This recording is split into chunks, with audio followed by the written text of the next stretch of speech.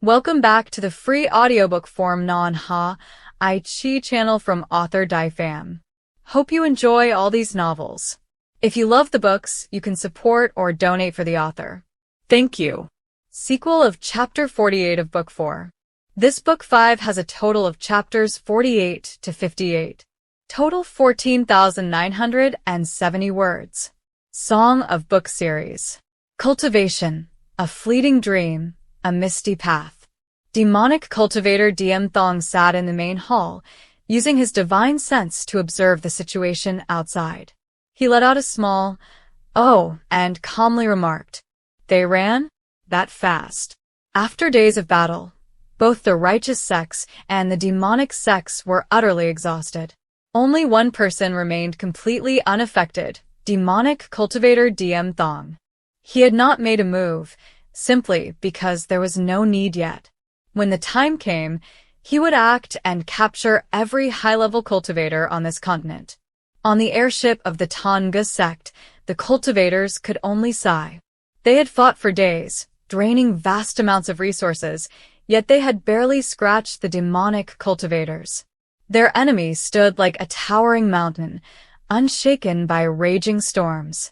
Meanwhile, they were merely tiny waves, crashing forward only to dissipate into nothingness.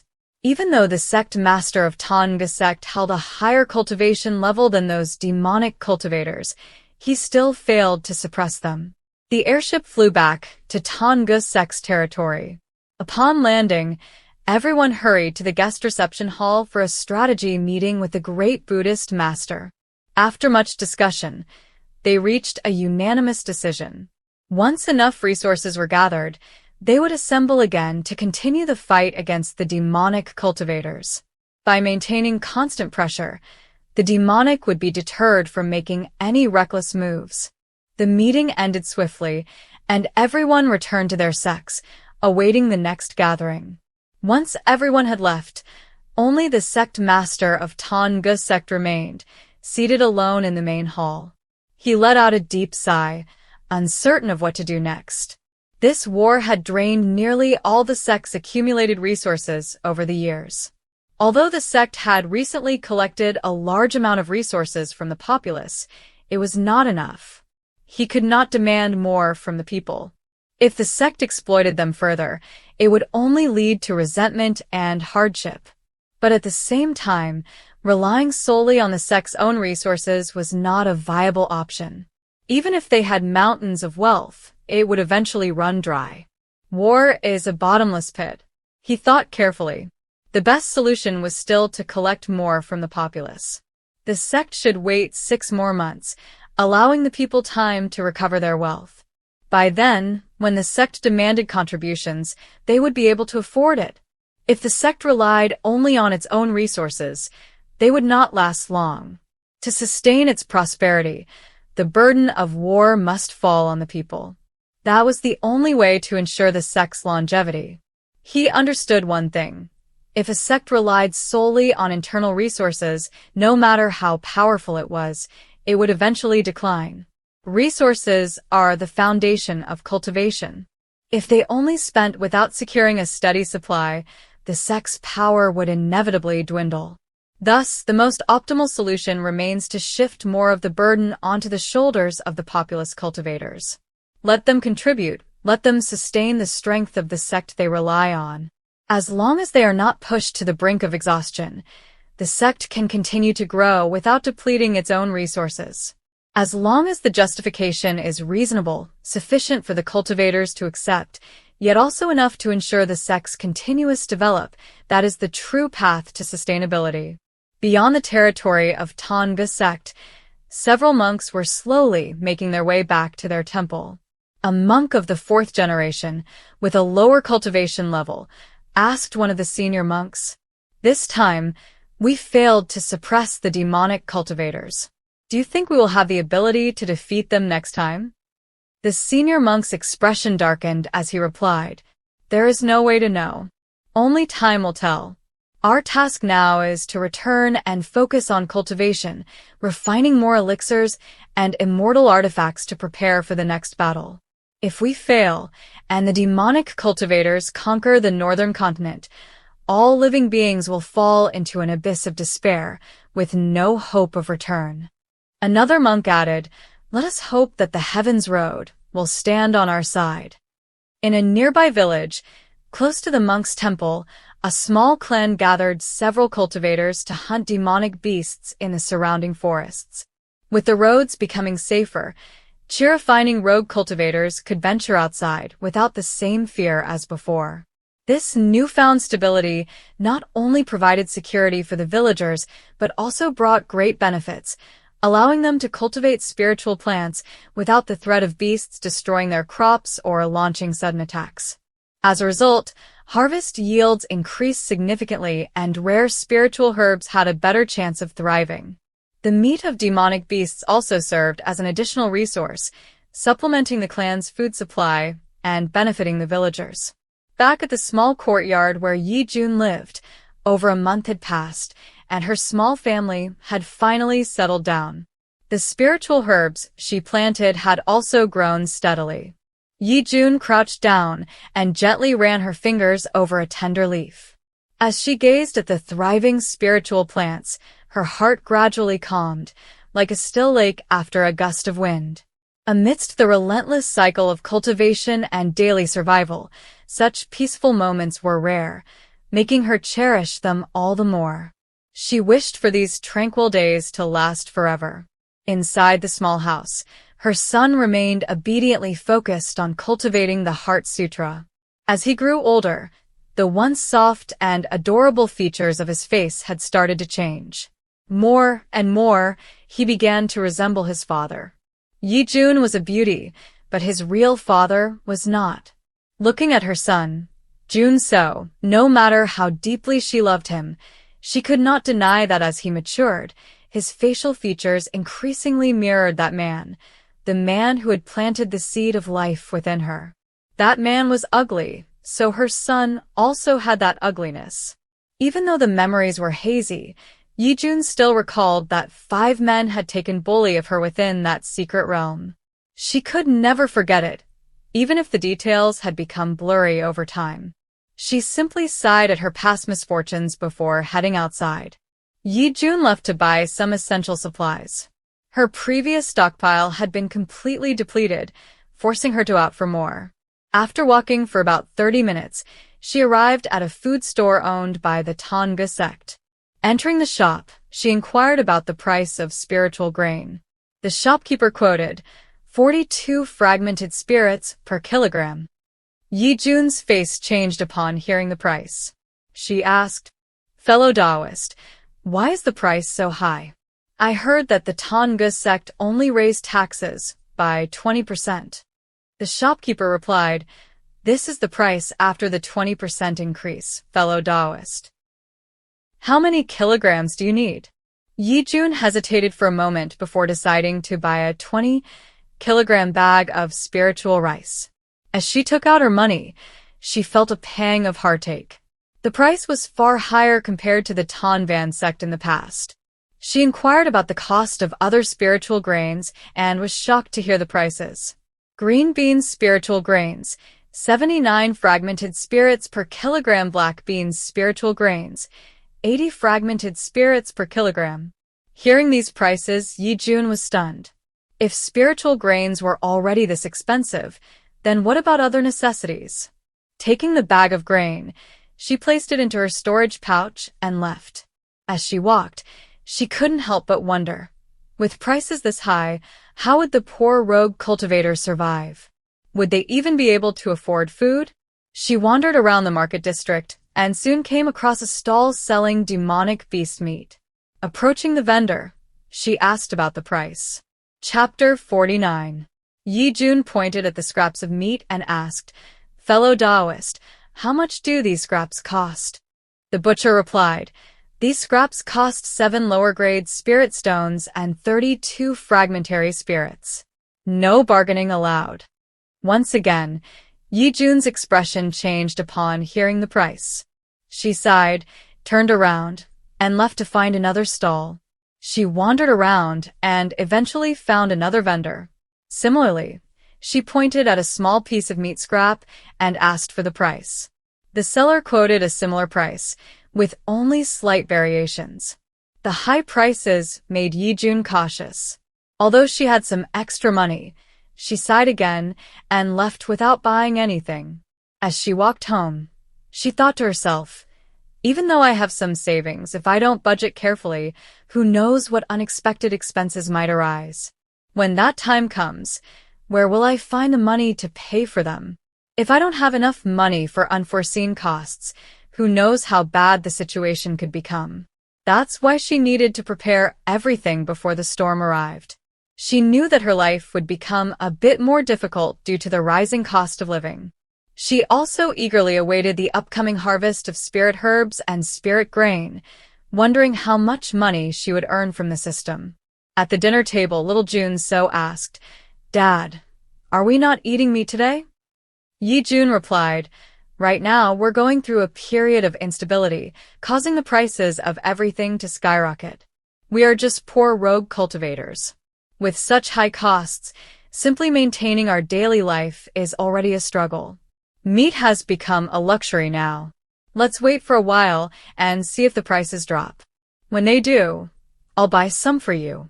Jun so responded, "Okay." Despite the hardships, their families still lived happily together. When the time for tending to the spiritual crops was over, instead of cultivating, Ye Jun decided to practice crafting first-grade talismans again. Having another skill would provide an additional source of income. She took out more than 10 talisman papers from her storage bag, prepared a cinnabar bottle, and then focused her spiritual energy to draw the talismans. Within seconds, one was completed. Ye Jun inspected it, and just like before, it was a failure. Undeterred, she closed her eyes to calm herself, then proceeded to draw the remaining 12 talismans in succession. Thanks to her high level at the 8th layer of the Qi refining stage, her spiritual energy was abundant, allowing her to concentrate and draw continuously without worry. Ye Jun checked each talisman one by one. Any that failed were immediately tossed into a small trash bin. Again and again until the last one, yet the result remained the same. Failure. This time, she fully realized that she had no talent in talisman crafting. She completely gave up on this skill. She was simply not capable of making money through talisman creation. The next morning, after tending to her spirit field, Ye Jun went straight to the general store. She took out her half-full bottle of cinnabar and talisman brush to ask how much they would buy them for. The store manager bought everything for 50 lower-grade spirit stones. The talisman brush alone was worth 49 lower-grade spirit stones, while the bottle of cinnabar was only worth 1. After taking the money, Ye Jun inquired about some spiritual herb seeds. The manager introduced a few options. Since she was already familiar with growing white sephora and spirit vine, she decided to continue cultivating these two known varieties. White sephora japonica seeds cost 24 lower-grade spirit stones. Spirit vine seeds cost 27 lower-grade spirit stones. The money Ye Jun had just earned quickly vanished, and she even had to add a little more to afford the 10 spiritual herb seeds. She also asked about spirit grain seeds. Spirit grain was sold at 33 fragmentary spirits per pouch. Ye Jun purchased 1 pouch, which contained 10 seeds. In another area, at the ruins of the Thanh Ngu Sect, although the sect had completely collapsed and turned into ruins, that did not prevent the rise of magnificent artifact buildings in the region. Inside these artifact buildings resided a whole group of demonic cultivators. Demonic cultivator DM Thong distributed numerous batches of pills to his subordinates. Each demonic cultivator happily accepted the pills, their faces filled with joy. The peaceful days in Ye Jun's household passed by until the harvest day arrived. Ye Jun happily gathered the fruits of her labor. Due to the small size of her spiritual field, she only managed to harvest around 13 kilograms of spiritual grain this season. She summoned the system and placed all of the meager spiritual grain into the system's tray before pressing the sell button. The 13 kilograms of spiritual grain vanished, the cloth bag was pushed outside, and the system's rewards appeared. She received 2 lower-grade spirit stones, 1 halo cultivation glow equivalent to 1 year of cultivation, 1 invisibility talisman, 5 fragmented spirit stones. After resting for a few days, she used the time to tend to the land, making it more fertile. A few days later, the second quarter's planting season began. As usual, Ye Jun planted 10 spiritual grain seeds along with 10 spiritual herb seeds. After completing the sowing process, she sat down to rest, letting her mind wander about her life. In the past, Ye Jun's family had been poor, accustomed to simple meals. But as times changed, they had experienced days of abundance. Demonic beast meat was no longer a rarity. They had savored its richness and enjoyed prosperity. However, fate was unpredictable, and once again, her family had been thrown back into poverty. Now, as she stared at the thin, watery porridge before her, she realized that while they were no strangers to hardship, it was precisely because they had once known wealth that their current struggles felt even more pronounced. The first month of the second quarter slowly passed. Ye Jun also noticed that her menstrual cycle had become irregular. She suspected it was due to malnutrition combined with the exhaustion from fleeing in the past, which had caused her cycle to become delayed or unstable. However, she did not pay much attention to it. In fact, she even thought that if her period stopped altogether, it would be a relief. Since she had switched her cultivation method to the Primordial Heart Sutra, she clearly noticed that this new method allowed her to cultivate much faster compared to the spiritual farm cultivator technique she had previously practiced. While growing spiritual herbs and plants required the spiritual cultivator technique to nurture the crops, that technique was far too inferior. It was a hindrance to reaching higher realms. Without the benefits of the system, if she had continued following the path of an ordinary rogue cultivator and solely focused on the spiritual farm cultivator technique, the highest level she could have possibly reached would have been early to mid-chi refining. She would have lived to about 200 years old and died, filled with unfulfilled ambitions. Currently, she still had a whole bottle of foundation establishment pills in her storage pouch. If the spiritual farm cultivator technique continued to hold her back, those pills would never be used to her. Furthermore, with only a chi refining level cultivation, selling a bottle of foundation establishment pills could attract danger to both herself and her family. She couldn't help but feel grateful for her fortune in obtaining the Primordial Heart Sutra.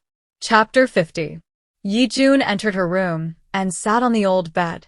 Closing her eyes, she meditated, absorbing spiritual energy through the cultivation of the Primal Sutra.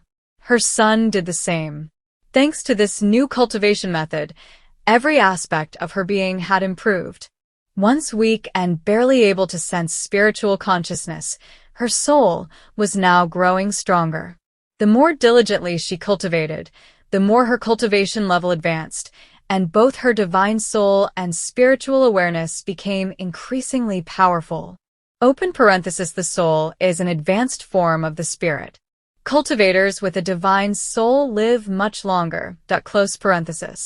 Time flowed steadily and unhurriedly. Before long, the harvest season had arrived. By the end of June, Ye Jun's spiritual farmland was nearing harvest time. In just a few more days, the spirit rice, white locust trees, and spirit vines would reach full maturity. Around this time, her belly had also grown slightly larger. In another region, at Thanh Ngu Sect, 3 months had passed since their failed battle against the demonic cultivators. During this time, the sect had been working tirelessly to refine countless batches of new pills, talismans, magical treasures, and immortal artifacts. While Thanh Ngu Sect was in a frenzy, pouring vast amounts of wealth and resources into preparations for the next battle, the distant DM sect remained undisturbed. They continued their revelry, enjoying their prosperity, without concern for the unfolding events elsewhere. Occasionally, someone would discuss the conflicts occurring in other regions, but these were merely topics of conversation. disconnected from their reality. The turmoil seemed too far removed to affect them. The sect leader of Thanh Ngu Sect spoke to one of his elders. "Elder Pham, contact the high monks from last time and see if they are willing to join us for the second battle. Their techniques are effective against demonic cultivators, making their support crucial. If they assist us, not only will our sect have a better chance of survival, but we can also conserve some of the resources that would otherwise be spent." Elder Pham responded, "I will contact them immediately." The sect master then turned to another elder. "Elder DM, issue another request to the populace. Thanh Ngu Sect is preparing to battle the demonic cultivators once more, so we require additional contributions from the populace. Every citizen must donate 10 lower-grade spirit stones. If they lack spirit stones, they can offer items of equivalent value." Elder DM stroked his beard slowly, a contemplative look in his eyes. "If we collect more from the people—" He paused, his divine soul sense sweeping over the distant rows of simple houses, where the faint cries of hungry children could still be heard. "We already requested them once at the beginning of the year. Now, asking for more, I fear the people have nothing left to give. The wealthier families may still manage, but those who rely solely on a few meager fields already struggle to earn even a handful of few spirit stones. How could they possibly gather enough?" He sighed lightly before turning to the sect master with a solemn expression. "If we push too hard, won't we only breed resentment? Even if we defeat the demonic cultivators, will our people still support us afterward?" The sect leader fell silent for a moment, his sharp gaze scrutinizing Elder DM before he spoke in an unwavering tone. "If they cannot contribute, then expel them. Replace them with others. Our sect has no place for those who are too impoverished. The poor bring little benefit to us. Keeping them is nothing but a needless drain on our resources. They are nothing more than insects and worms, not worth discussing." Elder DM frowned slightly, a flicker of hesitation flashing in his eyes. Yet he quickly suppressed it. This was the reality of their world. Only the strong had the right to make choices. "I understand." He nodded slowly, his heart weighed down, but his logic found no argument against the decision. It was cruel, yet practical. Without further delay, he turned and walked away, his steps firm as he set out to enforce the new order. Just a few hours later, countless low-level outer disciples of Thanh Ngu Sect quickly spread the news of the new decision to all the people in the area. The news swept through like a storm, and within a single day, it had reached every corner. The impoverished cultivators, upon hearing the demand for additional contributions, were left speechless in shock. "Another collection?" A middle-aged cultivator frowned, clutching his already worn-out tightly. "Are they trying to drain us dry?" Those struggling to make ends meet were thrown into panic, while even those who had managed some stability were filled with anxiety. Will they keep demanding more after this? Will we be forced to contribute every few months? A heavy atmosphere loomed over the entire area. Groups of cultivators gathered in hushed discussions, each one filled with worry. If things continued this way, where would they find the spirit stones to pay? Even under normal circumstances, the cost of living was already suffocating. To maintain their cultivation, they had to scrimp and save every single spirit stone. Food, pills, resources, everything had to be calculated down to the last bit. Now, this new demand was like a lever pushing them out of this place. "Do we really have to leave?" A young cultivator murmured, his voice carrying a sense of despair. Many families, already burdened by the hardships of life, clenched their teeth and tried to gather enough for the additional contribution. Elsewhere, Elder Pham had reached out to the high monks, and they had agreed to join forces in battle once more. He swiftly relayed this information to the sect master of Thanh Ngu Sect. Thus, they would gather and engage in another confrontation with the demonic cultivators at the ruins of Thanh Van Sect. Just one day later, the high monks from the small monastery had fully assembled at Thanh Ngu Sect. They had prepared everything needed for the upcoming battle. Their expressions were solemn, as calm and still as water. They boarded Thanh Ngu Sect's flying ship, uniting their forces as they set out toward Thanh Van Sect. At the ruins of Thanh Van Sect, inside and building Treasure Hall, the demonic cultivator DM Thong had successfully broken through to a new minor realm in the divine transformation stage. His confidence, already immense, now surged even further with this advancement. His breath grew deeper, his powerful spiritual energy surging in waves, filling his entire body with exhilaration. In this latest harvest, he had received the Supreme Lord's praise, along with countless new pills that had dramatically accelerated his cultivation speed. The stronger he became, the more overwhelming his confidence grew. Still basking in his newfound strength, he continued his cultivation journey while awaiting the next orders in the Supreme Lord's grand plan to defeat out every single cultivator on the northern continent. When all the cultivators of Thanh Ngu Sect had fully assembled aboard the flying ship, everyone wore solemn, heavy expressions. A suffocating pressure filled the air. No one spoke, their eyes fixed on the direction of Thanh Van Sect, the once bustling sect that now lay in ruins. The flying ship sped through the skies, and in just half a day, they had completely entered Thanh Van Sect's territory. At the bow of the ship, the sect master of Thanh Ngu Sect stood tall. His voice, deep and thunderous like rolling storms, echoed across the heavens and earth. The sound cut straight through the spiritual senses and ears of every demonic cultivator within Thanh Van Sect. By the order of the sect master of Thanh Ngu Sect, is me, all demonic cultivators present on northern continent, if you do not wish to face retribution, leave this place immediately and return peace to this land. The proclamation was like an imperial decree, shaking Thanh Van Sect to its core.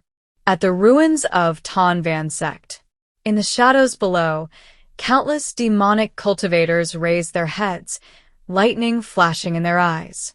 A demonic cultivator at the early nascent soul stage, level 43, soared into the sky, positioning himself directly before Thanh Ngu Sect's flying ship.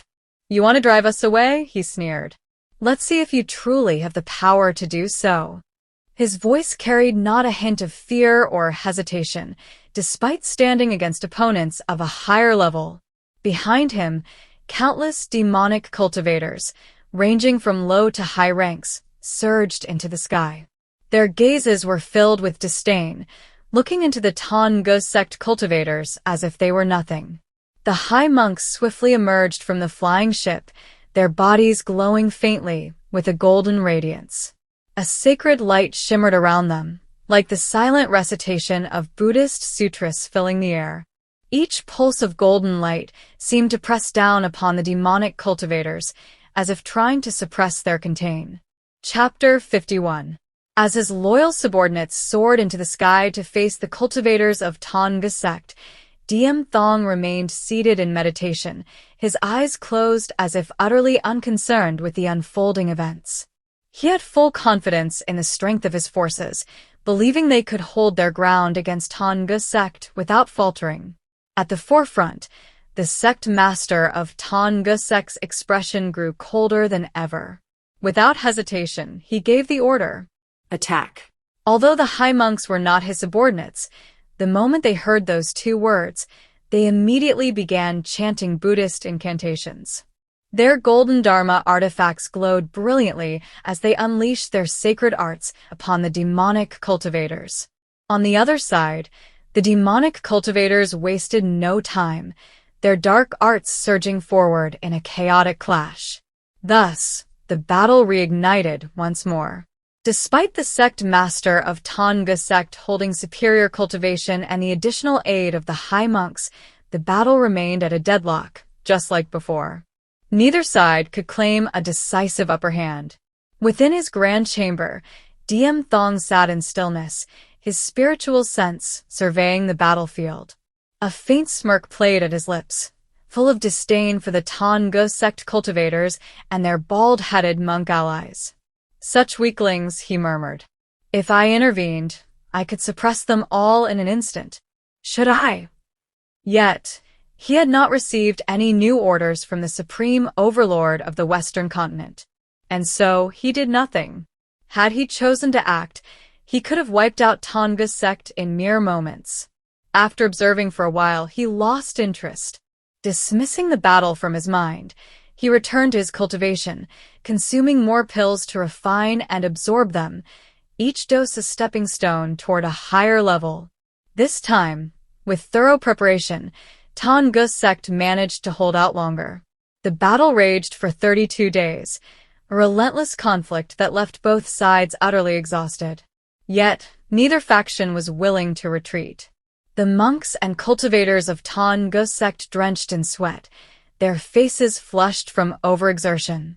Even after consuming countless valuable grade 2 Qi restoration pills, their strength waned under the prolonged strain. Meanwhile, the demonic cultivators fared no better. They, too, relied on pills to sustain themselves, forcing their bodies to endure the relentless downpour of attacks from the elite Thanh Ngu Sect cultivators and the seemingly endless barrage of the bald donkeys. On the Western continent, the Supreme Lord of the demonic sect had also received news of the ongoing battle. Without hesitation, he ordered countless subordinates to march toward the northern continent, bringing with them an immense supply of pills to support the demonic cultivator DM Thong. Thanks to the continuous influx of reinforcements and pill supplies, the battle dragged on, creating a prolonged deadlock between the two sides. Despite realizing that their stockpile of pills was running low and many of their offensive artifacts had suffered severe damage, the demonic cultivators showed no signs of wavering. Meanwhile, on the side of Thanh Ngu Sect, the high monks and cultivators began to lose morale once again as they watched their own precious artifacts deteriorate and their resources dwindle. Some high-ranking elders, monks withdrew to the rear, discussing their next strategic move and taking the opportunity to rest. They no longer had enough pills to restore their spiritual energy, making the situation extremely unfavorable for them. As a result, they secretly coordinated a planned retreat. After unleashing their most powerful attacks upon the demonic cultivators, the Thanh Ngu Sect members swiftly turned their flying ships and fled. Their rapid departure came at a great cost. Fueling their ships at maximum speed required a massive consumption of spirit stones, causing even the wealthiest among them to feel the painful loss. War was an unfathomable drain on resources, a fact that sent chills down the spine of anyone who reflected on it. Both sides had suffered immense financial losses. However, for the demonic cultivators, such expenses were insignificant. Their greatest profit from the war lay in capturing countless cultivators, refining them into pills to enhance their own strength and extend their lifespans. In that sense, the war had brought them immense benefits. Back in the Western continent, the Supreme Lord received news that the righteous cultivators of the Northern continent had retreated, their forces weakened and demoralized. Though the report bore good news, he displayed neither joy nor excitement. With his void refinement stage cultivation, he alone could have suppressed all cultivators of the Northern continent with ease. Why, then, had he refrained from taking action personally? Why had he sent weaker subordinates to wage war and claim territory instead? There was no clear answer. Time would tell. Meanwhile, the cultivators of Thanh Ngu Sect piloted their ships away, their faces pale and grim. Though none had perished, the toll of the battle had drained them beyond measure.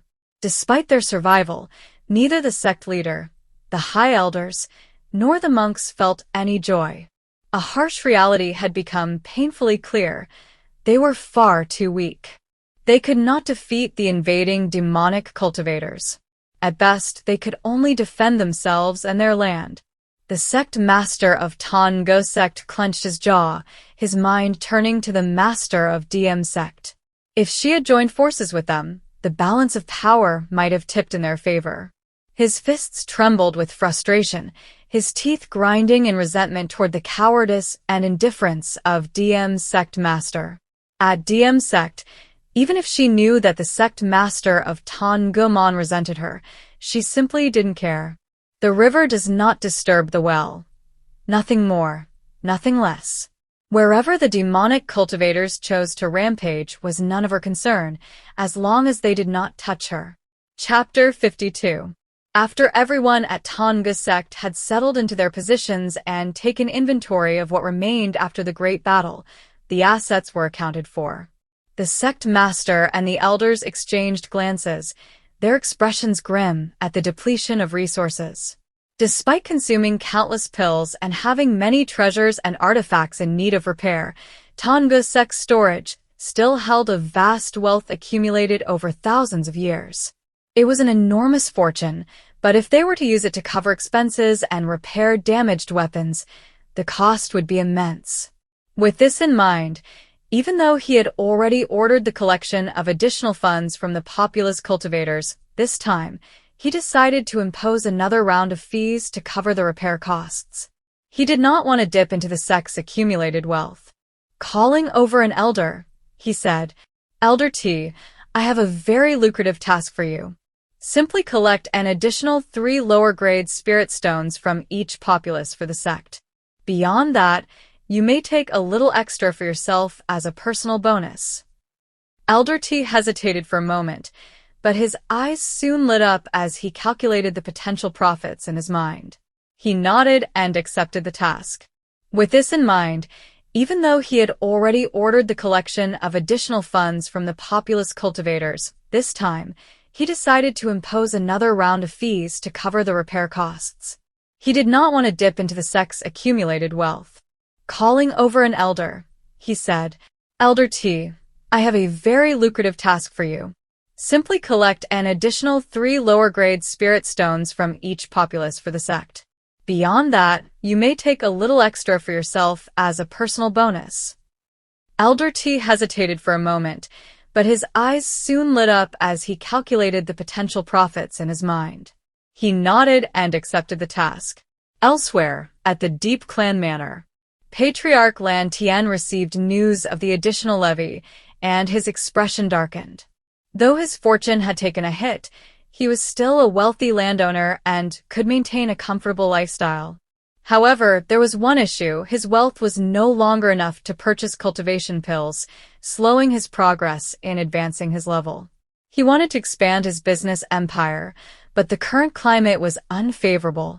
Most resources and medicinal herbs were now under Thanh Ngu Sect's strict control.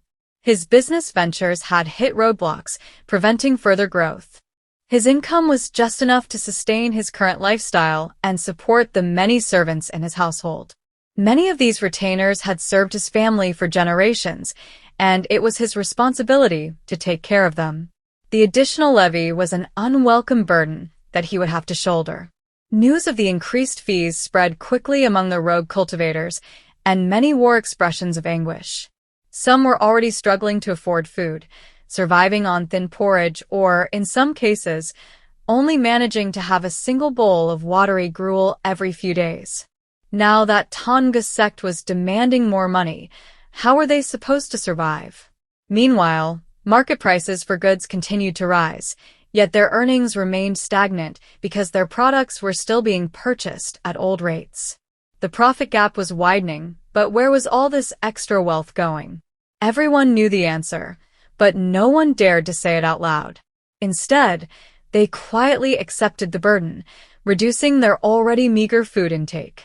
Even the weakest cultivators had surpassed the limits of ordinary mortals, allowing them to endure more hardship than regular humans. Some rogue cultivators, upon hearing about the new fees, looked at their miserable lives and let out bitter sighs. Others actively avoided the enforcers and sect members, fearful of the unjust oppression. Why did the sect treat them so cruelly? Some even openly cursed and denounced the enforcers, blaming them and the sect for their suffering. However, the enforcers had their own orders. Anyone who resisted payment was to be treated as a rebel and punished accordingly. Thus, when rogue cultivators voiced their frustrations and refused to pay, the enforcers immediately branded them as traitors and enemies of the sect, marking them for severe punishment and public execution. So a public official on duty drew his sword and jumped at the cursing rogue cultivators. Because these loose cultivators had low levels, they were quickly destroyed. Countless rogue cultivators were cut in half and fell to the ground. Other rogue cultivators saw the massacre from the Thanh Ngu cultivators. They ran away in panic, but because these rogue cultivators had low levels, they were also quickly killed by the Sect's cultivators. Some were cut in half. Some were stabbed in the chest with swords. Their arms and legs were scattered on the ground. Because these rogue cultivators were identified as reactionaries, opposing the orders and will of the sect, they were classified as reactionaries, so their entire families needed to be destroyed, completely eradicated. Wipe out completely. The public official set up several teams to search for the families of these rogue cultivators and destroy them all. In a dilapidated house of a rogue cultivator. In the morning, the father was destroyed by the sect's public official. By noon, the family of this rogue cultivator's father was also found. A sect's public official went to that dilapidated house, kicked the door open with one foot, and went inside. In his hand was a giant hammer. He walked over and said, "Who is in this house? Come out quickly." Hearing the loud noise and the call, the skinny rogue cultivator woman came out. Her mouth smiled slightly with the intention of calming the situation and finding out what happened that this man had smashed her door. Before the woman could open her mouth to speak, the male cultivator had already jumped forward and hit the skinny woman. From above, the rogue cultivator woman had no time to react before she was crushed by the big hammer, blood splattered all over the floor.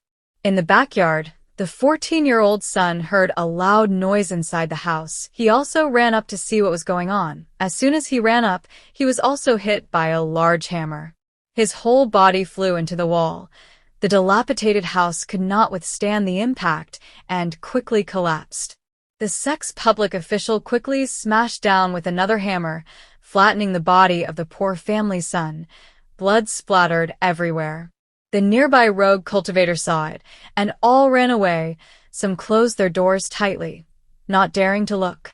Similar situations occurred in other areas, with countless poor rogue cultivators resisting the order. They were also killed by the sect's public official who flew in, killing countless of the populous cultivator. Many rogue cultivator families saw this and were utterly terrified, obediently complying with the sect's orders and contributing an additional 6 lower-grade spirit stones per person.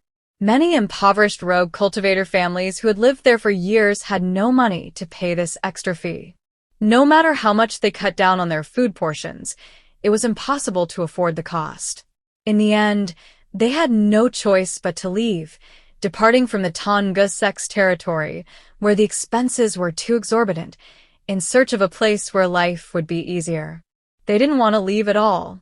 They had lived there for generations, calling it home. But the times had grown too harsh, forcing them to abandon their land. They didn't dare to complain or resist. Seeing the mirrors reflecting the slain rogue cultivators, their bodies went limp with fear. Chapter 53. Many poor rogue cultivators also decided to leave, relocating to other places to live. Before the public official cultivators arrived, they proactively returned their rented houses and land, gathered their belongings, and departed. They left the sect's vicinity in groups. Countless rogue cultivators abandoned the area. However, despite so many leaving, those who remained had no intention of following suit. They were still capable of sustaining their livelihood and hoped that the demonic cultivator storm would soon come to an end. Many groups of rogue cultivators headed toward the exits of Thanh Ngu. At each exit, sect cultivators stood guard, informing the departing individuals that orders from above had been issued. Leaving before fulfilling one's duty would be considered desertion and evasion of responsibility, a punishable offense. However, due to the sect's mercy, the punishment was replaced with an alternative. Any resident cultivator wishing to leave would be required to serve as a labor slave for 3 months before being granted permission to exit the sect's territory. The guards also added that if anyone had money, they should pay immediately to fulfill their obligation. The rogue cultivators looked at one another and forced bitter smiles. They were leaving because they had no money to pay, yet even departing was not an option. Many of them had no money left at all, so most were forced into 3 months of servitude. The public official cultivators assigned them to different areas based on their previous occupations. Farmers were sent to vast fields to assist in tending crops, while others were sent deep into the mountains and underground mines, becoming mining slaves for 3 months. Each day, they were given only half a bowl of spiritual grain porridge to barely survive.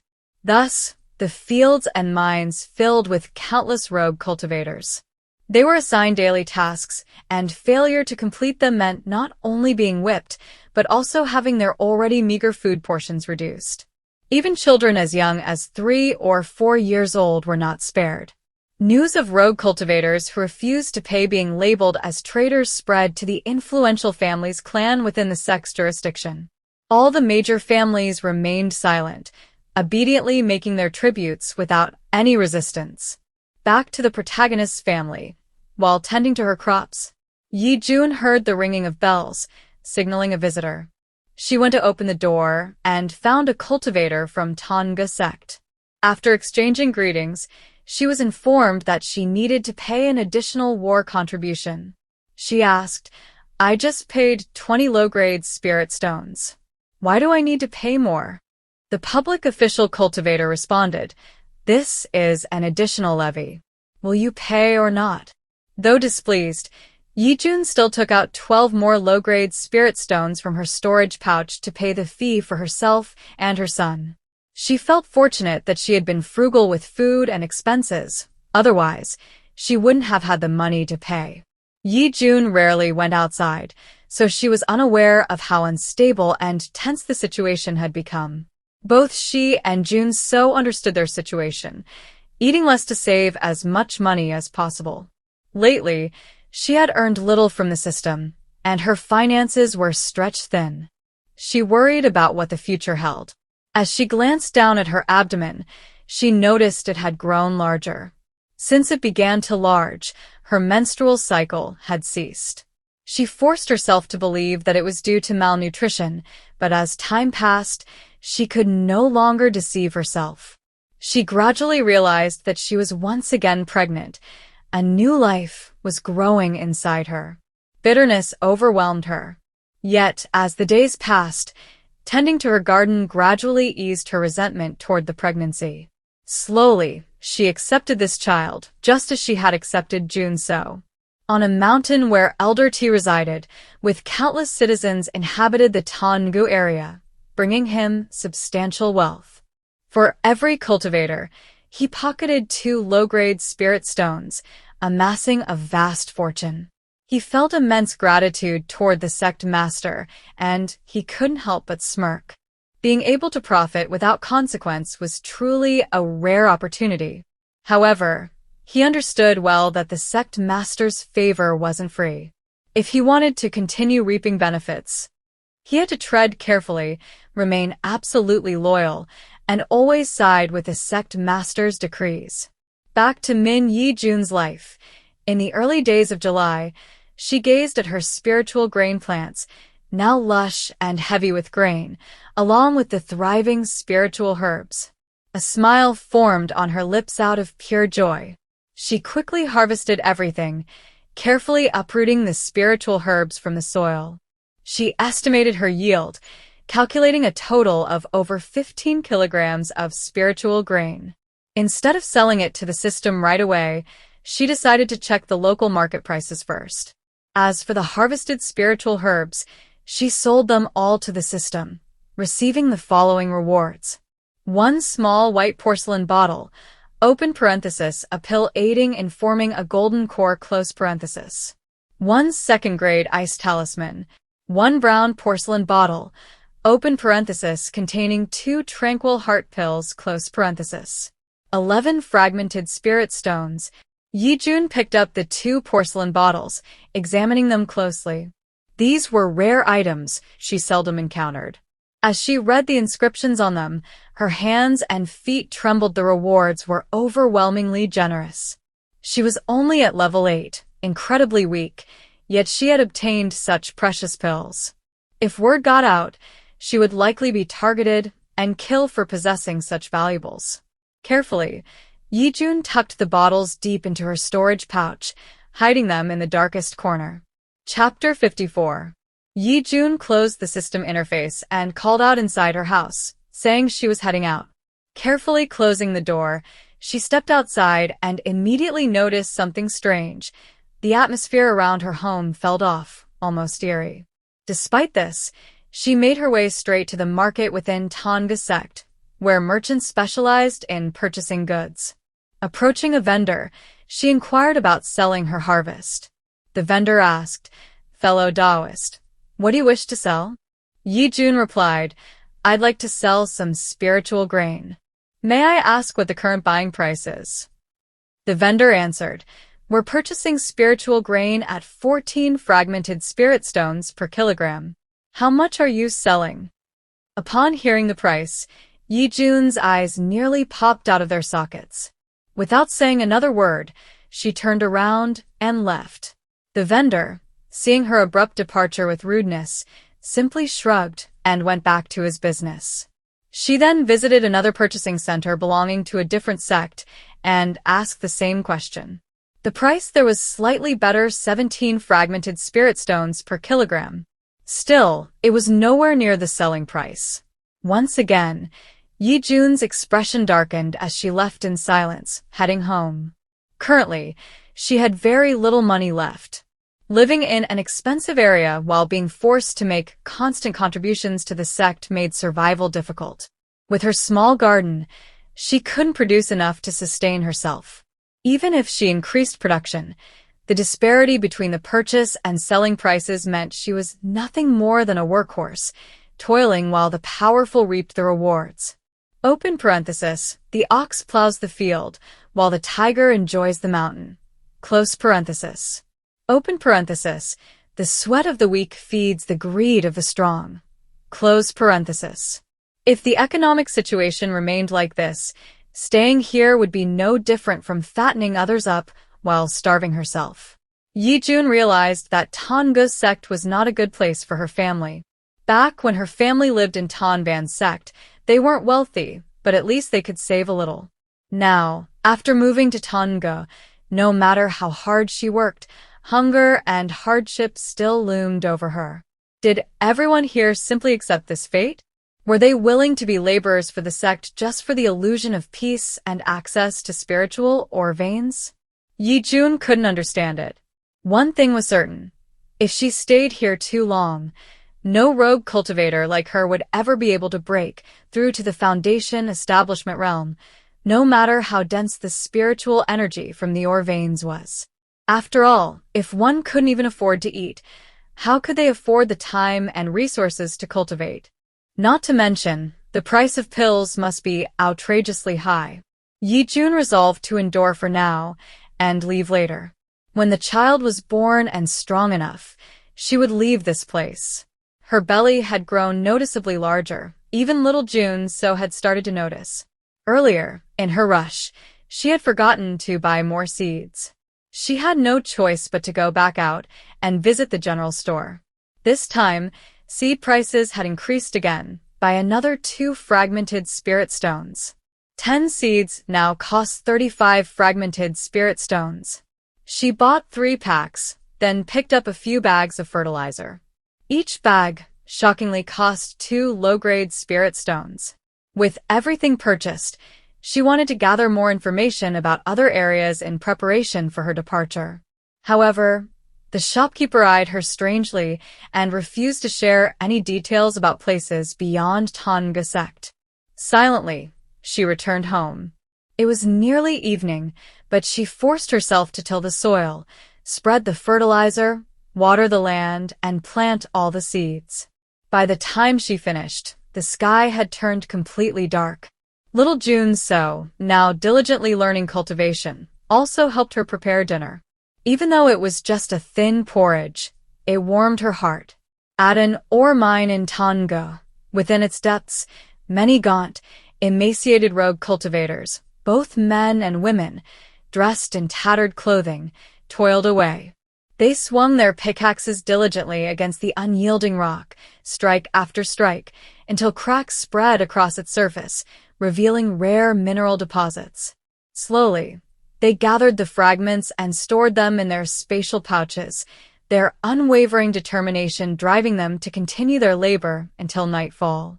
They had spent years within Thanh Ngu Sect, and only in this place, amidst the cold stone walls and swirling dust, did they come to truly grasp their own insignificance. The desire for strength had once flickered within them, but the harsh reality was an inescapable fate. Such aspirations were as distant as plucking stars from the sky. Those in power, the high-ranking figures of Thanh Ngu Sect, never saw them as human. In their eyes, rogue cultivators like these were nothing more than insects, mere breathing, moving tools to be exploited to the bone. Yet, no matter how much they were trampled upon, they dared not speak out. It was not that they lacked resentment, but rather they understood too well the price of resistance. A single word of complaint could result in a brutal beating, even death, or worse, bringing disaster upon their families. Without strength, without place to lean on, they had no choice but to grit their teeth and endure, to bow their heads and work like shadows, for they knew there was no path to change their fate. They did not dare to complain. They simply toiled away, awaiting the day their servitude would end. Some could not help but wonder, why did the sect, those exalted figures, treat them so cruelly? Yet they already knew the answer. Simply because they were weak, nothing more than ants and worms in the eyes of those high above.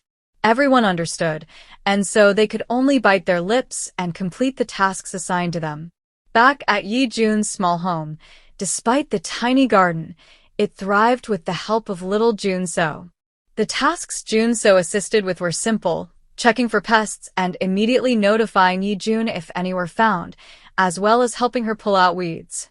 Time passed steadily. Even though their lives lacked abundance, they still found joy in being together. In the blink of an eye, September was drawing near. One day, while using an art to control the water to the lush spiritual grain plants, Ye Jun was suddenly struck by a sharp pain in her abdomen. A rush of amniotic fluid spilled forth. She did not have time to run inside, and collapsed onto an open patch near the garden, spreading her legs. Within mere minutes, the child was born. Quickly, she wrapped the newborn in an old shirt of her father's and gave the baby to drink its first milk.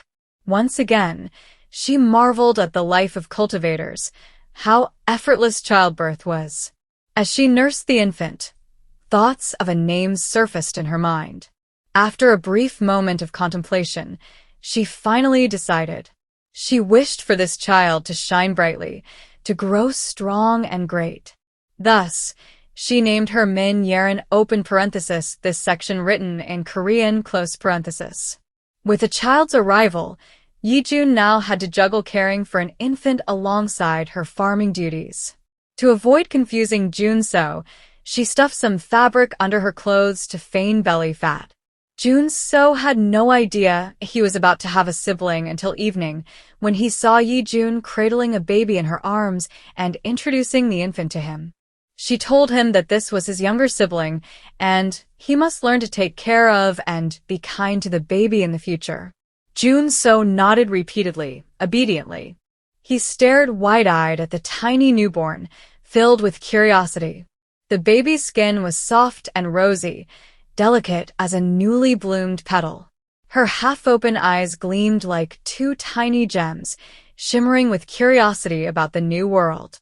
Her sparse black hair, fine as silk, barely covered her head. As she stirred slightly, her tiny fingers curled inward, as if trying to grasp something unseen. Junso blinked.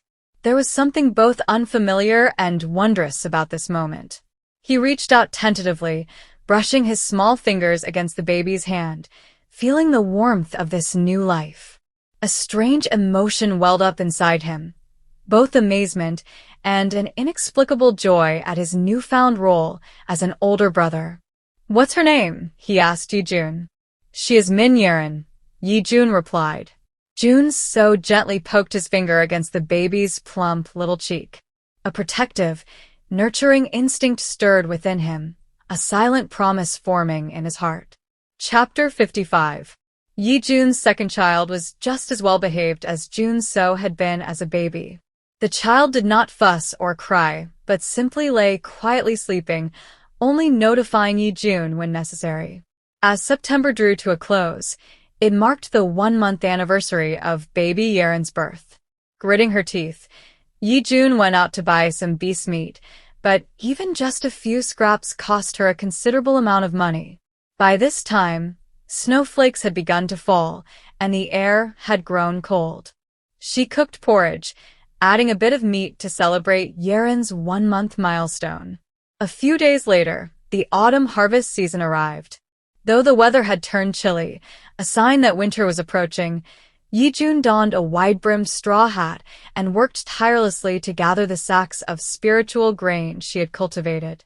The golden grain stalks were piled up, waiting to be fermented into fertilizer.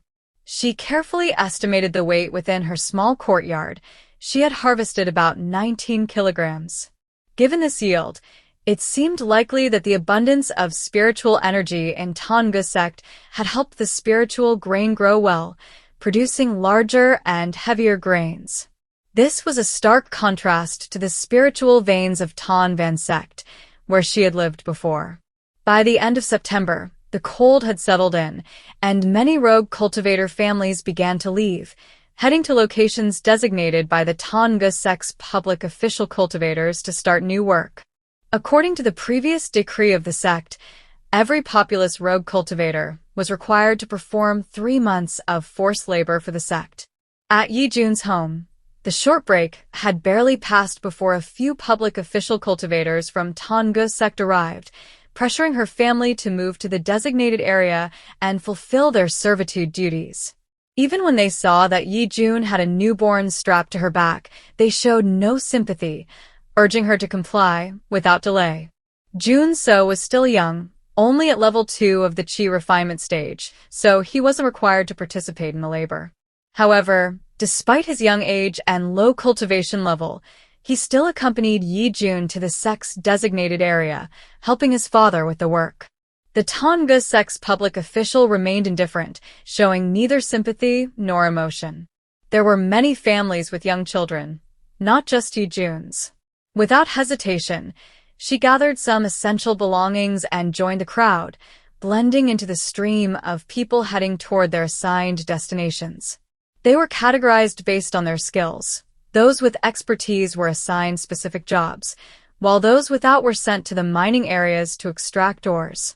Some rogue cultivators who were fortunate enough to have connections with the public official cultivators, or who had bribed them, were assigned easier, more comfortable tasks. This forced labor obligation applied only to the residents of Thanh Ngu territory, including families that had lived there long-term. Members of other sects, such as the DM sect, were exempt from this requirement. The final months of the year were the harshest, with the bitter cold of winter settling in. In October, heavy snow blanketed the land. Many rogue cultivator homes were buried under the snow, but the fields belonging to Thanh Ngu Sect flourished thanks to the cultivator farmers who meticulously tended them. Even though the sect doesn't give them enough food and rest, they still have to be careful in their work. They still had to be diligent in their work. A single moment of negligence or damage to the crops entrusted to them by the sect could result in severe punishments. They could be forced to compensate or even be whipped. Even though cultivators possessed bodies stronger than ordinary mortals, the pain of the lash was still unbearable. The sect and its public official treated them no differently from slaves. They wept and seethed with resentment, but dared not voice their grievances. Any complaints that reached the ears of the public official could lead to immediate execution, as they would be accused of rebellion. Among the vast fields, a father and son worked diligently, with a small child strapped to the father's back. Both labored tirelessly to tend the sect's spiritual farmlands with care. Ye Jun had heard of what happened to rogue cultivators who resisted. Whispers of their fate spread quietly among the laborers, and she understood all too well. The new filled her with fear, but even after hearing those hushed rumors, she dared not utter a single word. People like her, living at the bottom of society, had no right to speak up or fight for even the most basic human dignity. Those who are brave enough to stand up and voice their thoughts, to vent their frustrations, will ultimately receive nothing but bitterness in return. Ye Jun and her son were relocated to a high-rise communal housing area, living alongside many other rogue cultivator families. Men and women were mixed together, and there were even young children among them. Each day, the sect distributed a half-filled bowl of spiritual grain porridge to them. It was very thin, but just enough to barely sustain them. Ye Jun had 2 small children following her, Jun So and his younger sister, who were not included in the sect's support. As a result, Ye Jun had to share half of her already meager portion with them, further reducing her own food intake. Inside her storage pouch, she still had the harvest from the past season. She took some out to cook extra meals, supplementing both her own and the children's food portions. Many rogue cultivators saw this. Their eyes turned red with hunger, but none dared to say or do anything. They could only watch with envy, longing for what Ye Jun had. Some wealthier rogue cultivator families, like Ye Jun, supplemented their rations with food they had brought themselves. Meanwhile, the poorer families had nothing. They could only share their meager portions among each other. The high-ranking logistics manager of Thanh Ngu was responsible for overseeing supplies and procurement for the rogue cultivators working at the sect. He, too, had his own selfish interests along with his subordinates, skimming off portions of the laboring cultivators' rations. The amount of money they pocketed was not small. Even if this embezzlement was discovered, the upper echelons of the sect would turn a blind eye. No one would say a word. The logistics manager was well aware of how things worked. He knew to offer tributes to the higher-ups and to share a portion with his subordinates, the ones responsible for cooking and distributing food to the cultivator populace. Mid-November, on the vast fields, rogue cultivators diligently tended to the crops. Nearby, a cultivator from the Deep family caught sight of Ye Jun. He vaguely recognized her, remembering that she was once a concubine of one of the Deep clan patriarch's nephews. When he noticed the child on Ye Jun's back, he realized the child bore a resemblance to the Deep clan patriarch. He silently took note. Once this labor period ended, he would investigate Ye Jun and report back to the Deep clan patriarch. If the child was truly the clan patriarch's great-granddaughter, this would be a great merit for him. After all, the clan patriarch had no known life. If news of an heir's existence were to spread, it would be an earth-shattering revelation. Surely, the clan patriarch would reward him with an abundance of spirit stones. For now, all he had to do was observe in secret, complete his assigned tasks at Thanh Ngu Sect, and wait until the end of December, when his service would be over. He eagerly awaited the passing days, yearning to return and escape this grueling period of forced labor. Ye Jun, her son, and the small child lived in a cramped communal space. Her sleeping area was already small, and with Jun So joining her, it became even more crowded. Other families with young children faced similar conditions, but no one could complain. They all endured, hoping to make it through. After all, it was only 90 days of hardship. Elsewhere in Thanh Ngu Sect, a high-ranking elder summoned a subordinate from the team overseeing the spiritual fields. He spoke, "The sect is currently experiencing a shortage of spiritual herbs needed for refining qi recovery pills. We must urgently cultivate more of this herb. Order the rogue cultivator populace to grow it immediately." He tossed out a manual titled Secret Art. Living wood growth technique open parenthesis, Sinlin wood close parenthesis, a method to accelerate plant growth. Normally, these spiritual herbs required 3 years to mature. However, under the sect master's decree, all rogue cultivator laborers were required to cultivate them and forcibly accelerate their growth so they would be fully mature by early spring, January. Each rogue cultivator was assigned a minimum of 10 plants to care for. Due to the urgent deadline, The cultivation technique was made freely available to all rogue cultivators. They were forced to learn it and use it to nurture the herbs. This was considered a small benefit for the rogue cultivator laborers. The orders were passed down, and the public official cultivators were sent to assign tasks to the rogue cultivator laborers working in the vast spiritual fields of the sect. Chapter 56. In the vast spiritual fields, after a long day of exhausting labor, the rogue cultivators should have been allowed to rest when night fell. However, a new order from the sect demanded their immediate assembly. Countless rogue cultivators gathered in massive designated areas, where the announcement was delivered by the public official. Within just a few days, copies of the Living with Secret Art Manual had been printed, accompanied by hundreds of thousands of seed bags, ready for distribution to each cultivator laborers. When the rogue cultivators were informed that they had to plant an additional type of spiritual herb for the sect, many rogue cultivators and members of small cultivation families recognized it immediately. They knew that this herb required up to 3 years of careful nurturing. Due to its long growth cycle, it was highly valuable and typically cultivated only by wealthy families with access to weather-regulating formation arrays. Countless rogue cultivators with weak qi refining levels 3 had already been enslaved and forced to farm these spiritual fields. Initially, the sect only conscripted cultivators of level 7 and above. Later, they expanded their reach, forcing even early-stage qi refining cultivators as low as level 3 to join the labor force. As a result, nearly the entire commoner cultivator population had been gathered here. Once bustling residential areas were now eerily empty, as nearly all low-level rogue cultivators had been drafted. Many of them had no prior knowledge of this spiritual herb or its grow period. However, among wealthy families and cultivation clans, its reputation was well known. Those who recognized it could only exclaim in shock. A spiritual herb that took 3 years to mature, yet Thanh Ngu Sect was demanding a fully grown crop within just 1 month. It was an impossible task. Looking around, they saw countless stacks of books neatly arranged beside the seed bags. A senior public official spoke slowly.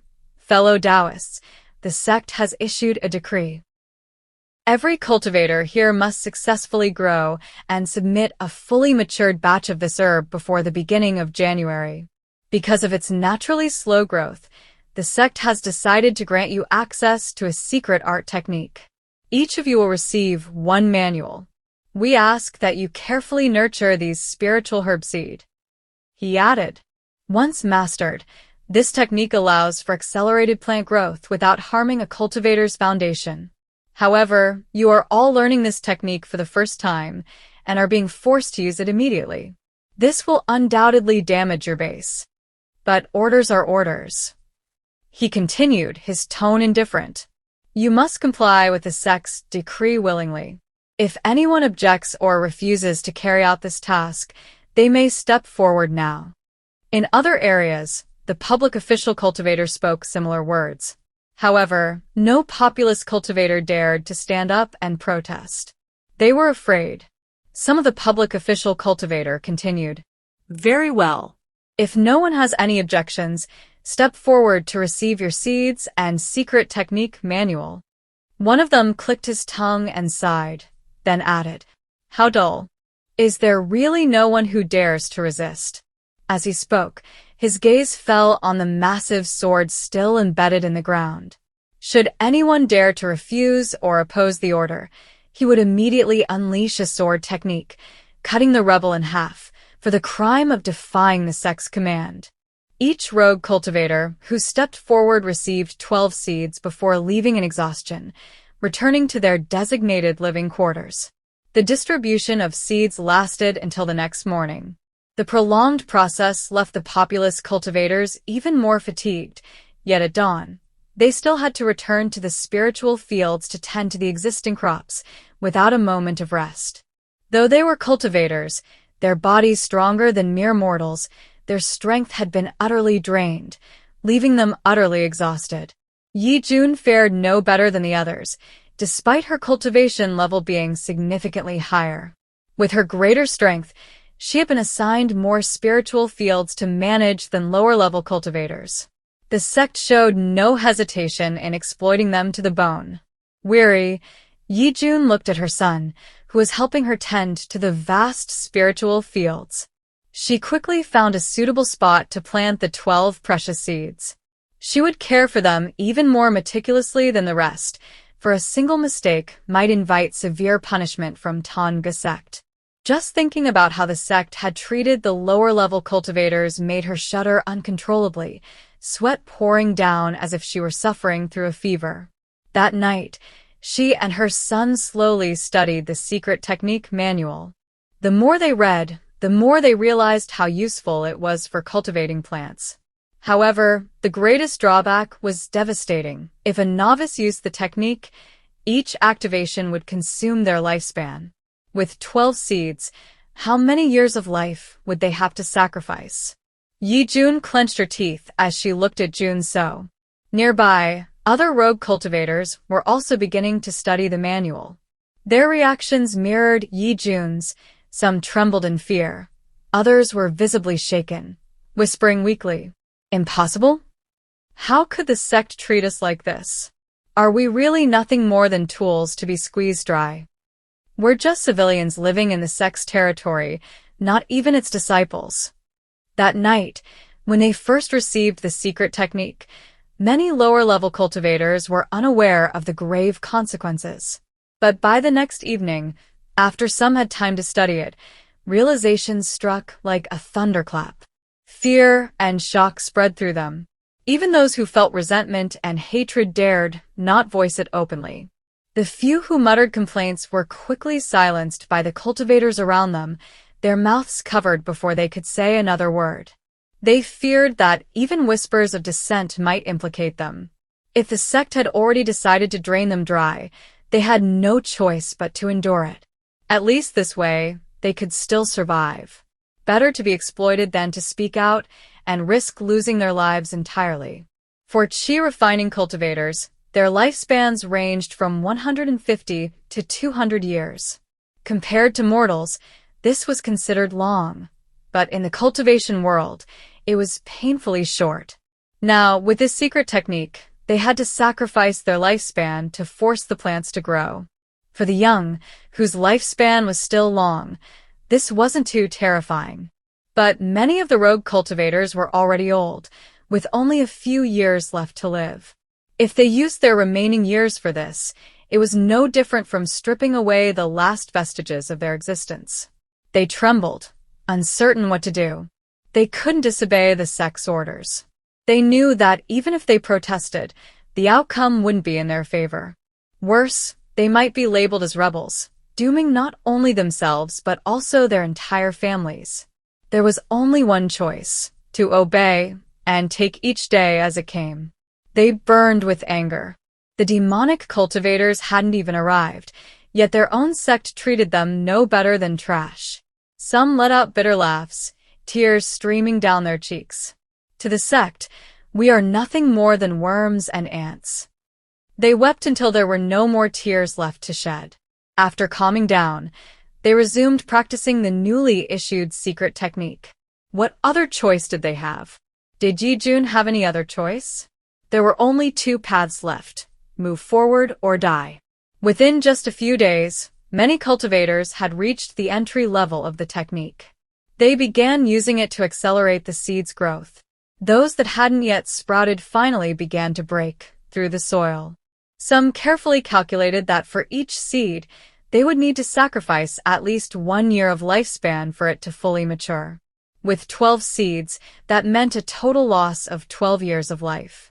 They sighed as they whispered to one another in the shared living areas. Now everyone knew, and everyone had accepted their fate. When the news of the calculations reached Ye Jun's ears, she understood immediately. She could only sigh inwardly, resolving that once her forced labor term ended, she would leave. In just 1 year, the sect had already treated all its resident cultivators this way. What about next year? If the war dragged on, would her lifespan even last long enough for the sect to continue using her? Even though she was still young, only in her 20s. Every year consumed 12 years of her lifespan. What about the second or third year? The loss was terrifying, and there was no guarantee the quota wouldn't increase next year. At this rate, she would wither away in her youth, aging decades in just a few short years. She had a system, the Diamond Hand, a cultivation cheat system. She couldn't afford to die young in this place. She had to escape immediately. This was a place where the lives of low-level cultivators were treated no better than weeds. But if she left, where could she go? Not to mention, demonic cultivators were lurking outside, waiting for an opportunity. Ye Jun found herself in a dilemma, unable to stay, yet uncertain about leaving.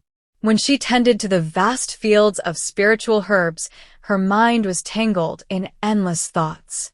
Each time she activated the secret technique, she felt her life force slowly draining away. When the technique ended, she collapsed onto the ground, gasping for breath, her limbs trembling. The early stages of the technique were meant for cultivation, not active use. Using it like this was a grave mistake, an enormous blunder. On the fields of spiritual farmland, many cultivators, emaciated, dressed in tattered robes, and aged beyond their years, acted the secret technique to accelerate the growth of the spiritual herbs. When the technique ended, many collapsed, unconscious. Their once black and white hair gradually turned completely white, spilling lifelessly onto the ground. Some lost their hair entirely, becoming bald, their once youthful bodies now resembling those of elderly monks. As time crawled toward early spring, many fields were ready for harvest. The carefully nurtured spiritual herbs had fully matured, and no rogue cultivator laborers dared to slack off. They swiftly harvested the crops and offered them as tributes to the sect. Supervising cultivators meticulously checked and calculated the yield. Any errors or shortages meant the cultivator laborers responsible would be detained, forced to care for additional fields as compensation. Each resident cultivator's quota was weighed and assessed. Those who passed the evaluation breathed sighs of relief, as if surviving a life-threatening ordeal. Their expressions lightened as they finally returned to their humble homes. Ye Jun's share of spiritual herbs and spiritual crops was also measured, counted, and recorded. Once everything was settled, she was free at last. With her son, she left the sect's territory, breathing deeply in relief. On her back, little Yaren's round eyes curiously took in the surroundings. Upon returning home, Ye Jun wasted no time packing up all her belongings. The items too bulky to carry were left behind. As she was tidying up, the sudden chime of the doorbell startled her. She froze, a sense of unease creeping in. Who could be visiting at this hour? She had only just escaped her grueling labor and returned home. Opening the door, she was met with a group of unfamiliar faces. But upon closer inspection, she recognized one among them, a subordinate of Van House family. Smiling politely, she invited them in. The man leading the group stepped forward unhurriedly, settling into the grandest chair in the room. He fixed his gaze on her, his deep voice carrying an unmistakable authority. I am Deep Lan Tien, the patriarch and head of the Deep family clan. For the past year, I have given you special treatment. He paused, his sharp gaze piercing into Ye Jun. From the moment I learned you had a child, I was certain that it was my great-granddaughter. Now you have two choices. Hand over the child to me and continue living here peacefully. Or, the child will still be mine, but you'll be cast out. Ye Jun met Deep Lan Tien's eyes, her heart pounding in her chest. How did they find out so quickly that Yeren was their kin? She stammered, "This." Deep Lan Tien did not wait for a response. One of his subordinates immediately lunged forward, snatching the sleeping baby from the cradle. "My Yeren!" Ye Jun screamed in panic, rushing forward to snatching her child back. But it was too late. Deep Lan Tien barely spared her a glance before declaring in a cold, unwavering tone, "From this moment, you are exiled from the Deep family. You have no ties to us anymore." With that, he stood up and led his men away. Ye Jun collapsed to the ground, tears streaming down her face. She knelt, trembling, and pleaded, "Please, let me stay. Let me be near my daughter." But Deep Lan Tien didn't look back. As he stepped outside, he glanced down at the child in his subordinate's arms, his eyes filled with affection. Then, with a cold flick of his gaze, he signaled for Ye Jun to be thrown out immediately. In a hidden corner, little Jun So stood trembling, pressing himself against the wall. The scene before him made it hard to breathe.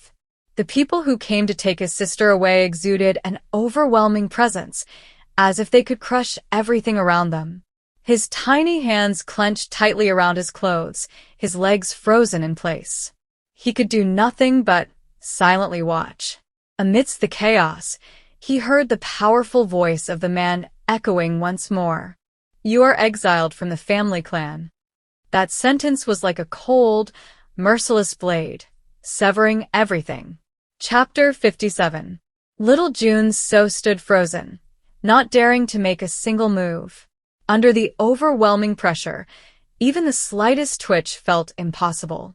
He watched as Ye Jun crawled on her knees, dragging herself after those men, they slowly disappearing beyond the door.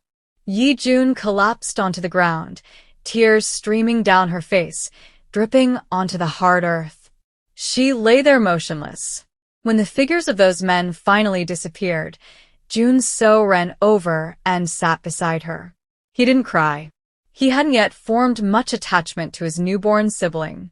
He couldn't understand why Ye Jun was in such deep anguish, why she was writhing in sorrow. That night, he cooked a thin porridge and brought it to where Ye Jun was still lying unmoving. He said softly, "Dad, please eat a little. Don't be so heartbroken anymore." Ye Jun looked at Jun So. The despair weighing on her heart gradually faded as hunger took over. She took the bowl of watery spiritual grain porridge and slowly sipped it. Then she asked, "Have you eaten yet?" Jun So replied, "I had a little. What should we do next?" Ye Jun gazed at Jun So. The older he grew, the uglier he became. None of her beauty had been passed down to him. She simply sighed, placed the bowl on the ground, and pulled him into a hug. In a whisper, she said, "At least I still have the son. At least I still have one child left." Afterward, she changed into a fresh set of clothes. Jun So, on the other hand, returned to his usual cultivation routine. He seized every available moment to cultivation, aiming to grow stronger as soon as possible so he could assist his father. Over the past few months, he had spent most of his time helping Ye Jun tend to the spiritual fields, leaving little time for cultivation. Now that he had free moments, he had to resume his progress. One day, when he was powerful enough, he would help his father reclaim his little sister for Ye Jun. That was his only thought. The next morning, as the first rays of sunlight streamed into the courtyard, the sound of the doorbell rang out. Jun So walked outside to open the door. Standing before him was a man, one he recognized. This was the same man who had been among those who came yesterday. The man glanced at Jun So, brushed him aside, and strode straight inside, announcing in a loud voice, "Lady, the patriarch has given his orders. You must pack up and leave by today. If you fail to leave, you'll be thrown out without hesitation." With that, he turned and left. Ye Jun, still inside, had heard everything. She had already packed a few things yesterday, so today she finished gathering the smaller items and stored them in her spatial pouch. By noon, the two of them ate a simple meal before departing from the Deep family's residence. She also wanted to leave this place. She thought to herself that once she had the strength, she would return to reclaim her child. She didn't know how many years it would take. As time passed, would Yeren still recognize her? The child was still too young. She tightly held Jun So's hand, walking slowly toward the gate of Thanh Ngu Sect. The two of them held hands and walked together at a slow pace. Jun So asked, "Dad, where are we all going?" Ye Jun didn't answer, but continued holding his hand and walking. As they approached the gate, a gate guard cultivator said, "Present your identification token for verification." A few seconds after scanning the token, he said, "If you wish to leave, as per the sect's regulations at the beginning of the year, you must fulfill your sect obligation before departing. Submit 20 lower-grade spirit stones." Ye Jun took out all the spirit stones from her storage pouch. Even after gathering all the fragmented spirit stones, it was still not enough. She had to add a few first-grade talismans to make up the difference. The value of the talismans was significantly reduced in this kind of exchange, causing Ye Jun to suffer some losses. She didn't care, quickly completing the payment so she could leave. The gate guard said, "Your obligation has been recorded in your identification token. You have fulfilled your duty and may leave." Ye Jun was about to step outside when he stopped her and continued, "Your obligation is complete, but what about the contribution fee? Each person must provide an additional 2 lower-grade spirit stones." Without a word, Ye Jun pulled out another first-grade talisman from her pouch and tossed it to the gate guard. The two of them left. The gate guard cultivator gladly accepted the talisman, then pulled out a voice-transmitting jade slip and spoke. "A rogue cultivator has left through the east gate with a child. Looks like a fat ant." Another sex cultivator received the message and immediately rushed to pursue Ye Jun. Ye Jun and Jun So had just left the gate. Walking about 400 meters away from Thanh Ngu Sect, they disappeared into the forest. Ye Jun took out a teleportation talisman and placed it in Jun So's hand. She said, "Hold on tight to me and activate the teleportation talisman together." Ye Jun had realized that Thanh Ngu Sect had become utterly rotten, treating ordinary people like insects. She worried that her departure might anger them and lead to some form of punishment. It was best to escape first and avoid trouble. With that, the two of them activated the teleportation talisman. In an instant, they teleported a kilometer away. Just as they vanished, another cultivator arrived at that place, but Ye Jun and Jun So's aura had already disappeared. He let out a cold snort and used his divine sense to scan for their trail, trying to determine which direction they had fled. The pursuer was a late-stage Foundation establishment cultivator at level 18. His divine sense was strong enough to track traces up to a kilometer away. He immediately activated a immortal treasure and took flight in pursuit. Open parenthesis, the Thanh Ngu Sect treated its outer disciples fairly well, providing them with resources. Many disciples doing daily tasks within the sect also had opportunities to exploit their minor authority for extra earnings, securing a considerable income. But greed only grew with indulgence. Whenever an opportunity arose, they were ready to take advantage of it. When facing rogue cultivators, they saw no reason to hold back. They would seize whatever they could. If a rogue cultivator with some wealth was leaving the area, it was an opportunity they wouldn't let slip. Close parenthesis. After teleporting a kilometer away, Ye Jun used her weak divine sense to scan for any pursuers. Her divine sense had initially been weak at the Qi refining stage, but after her battle with Van Hao, she had used an experience card to temporarily reach the Foundation establishment stage. As a result, her divine sense had been strengthened. Even though she had lost her Foundation establishment cultivation, her divine sense remained at that level. When she swept the area with her divine sense, her expression changed. She sensed an unfamiliar cultivator approaching her rapidly. She shouted, pulling out her bamboo leaf immortal treasure. The leaf expanded, and both of them jumped on, taking off into the sky. She flew at full speed, pouring all her spiritual energy into the bamboo leaf. Her energy drained rapidly. The Thanh Ngu Sect cultivator sensed Ye Jun's aura quickly distancing itself. He was displeased. There was no way he could let this fat ant escape. He pushed more spiritual energy into his treasure and accelerated in pursuit. Elsewhere, in the dwellings of low-ranking cultivators, some elderly cultivators, whose lifespans were nearly depleted, struggled to hold on until they could return to their homes. places where they had lived for many years. They ate their final bowls of porridge before quietly awaiting death. Such cases were countless. The surviving family members wept for those who had passed. Many of these aged cultivators had used secret techniques to stimulate herbs' growth, sacrificing their remaining lifespan. Upon returning, knowing their end was near, they simply wished to have one last full meal before embracing leave out the world. Within just a few days, countless homes hung mourning banners, filled with cries of grief. Sect public officials passing by did not speak a word. Their eyes were indifferent to the deaths of these rogue cultivators. Chapter 58. Jun So wrapped his arms around Ye Jun's waist, and the two quickly flew away. Occasionally, he looked at Ye Jun, sensing Ye Jun's unease. This made him suspect that someone was pursuing them after their departure. When he turned to look, he spotted a tiny figure flying in the distance. He shouted, "Dad, hurry up! Someone is chasing us." Ye Jun didn't need to look back, she already knew. She focused all her spiritual energy and concentration on flying forward. Sweat streamed down her face from anxiety. This was the third time she had felt this way. The first 2 times were in a low-level secret realm near Thanh Ngu Sect, and now she was facing it for the 3rd time. Fear gripped her. She suddenly remembered she still had some unused provisions.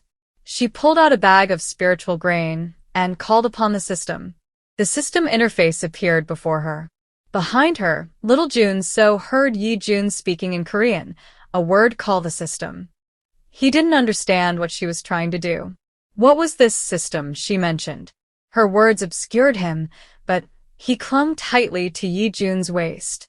He was terrified that if he didn't hold on tight while flying at such high speed, he might be blown away and fall off the bamboo leaf artifact. Ye Jun knew she didn't have enough talismans to fight back, and her spear technique were too weak. She assumed that the cultivator chasing her had a higher cultivation level, daring to pursue her with ill intentions. Without hesitation, she activated the system. She tossed all the remaining spiritual grain into the interface and pressed the sell button, hoping for a useful reward to help her in this urgent situation. She silently chanted, "Experience card, experience card."